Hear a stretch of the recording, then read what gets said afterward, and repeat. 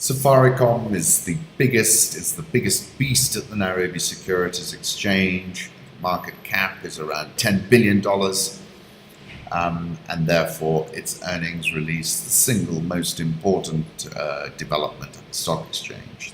I attended the earnings release this morning at Safaricom House. I interviewed Satish, who's the acting CEO at the moment, in Bob's absence, and I was impressed with what I saw. Look, we had a very soft macro backdrop, and this was reiterated a number of times, but particularly by the chairman.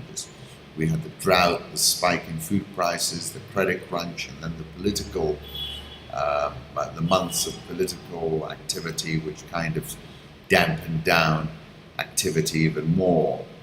And against that backdrop, Safaricom reported that first half earnings per share increased 9%. Service revenue topped 100 billion. It was up 12% at 109.73 billion. Voice revenue, and I remember for years people telling me, Ali Khan, voice is dead, but they're benefiting from a demographic dividend. They're getting 1 million new voice subscribers every year, but beyond that, they've really done well at managing the voice business. The voice business grew 3.6%, less than 50% of total revenue, but 45.7 billion. SMS revenue, where people were worried that we would see a slowdown, that clocked a 3.4% increase. Mobile data revenue clocked a 31% increase. Data usage per person increased 66%.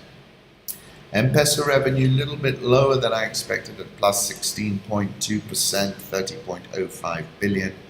Total revenue was up 12.1% at 114.43 billion. First half EBITDA was up 6.8%. First half EBIT up 8.9%. First half profit before tax up 9.6%, net income up 9.5%, basic and diluted first half earnings per share up 9%.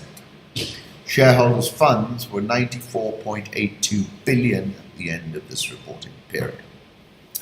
Cash and cash equivalents 28.07 billion. Customer numbers were up 10.8%.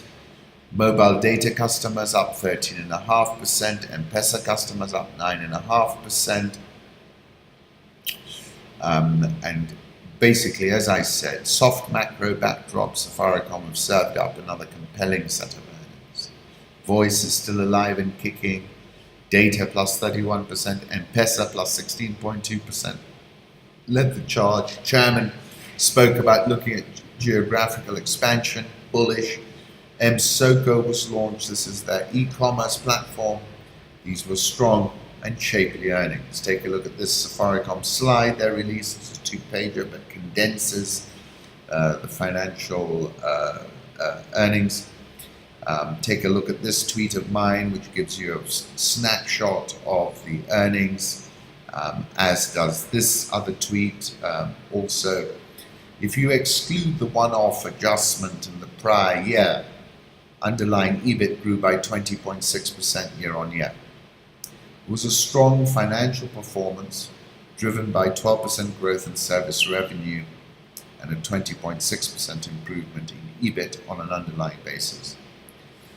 Satish said Kenya has an exponential potential for e-commerce as they launched MSoko, and it was like we were going into the future. We were wearing virtual reality headsets and all kinds of things. It was quite exciting. Safaricom can explore regional opportunities. We're looking at the external markets, the chairman said. Satish was in the hot seat today. And here's another photograph of the chairman and Michael Joseph. I expect that the stock is going to clock new all-time highs before the end of the year. And these were strong results. I commend Bob and his team for delivering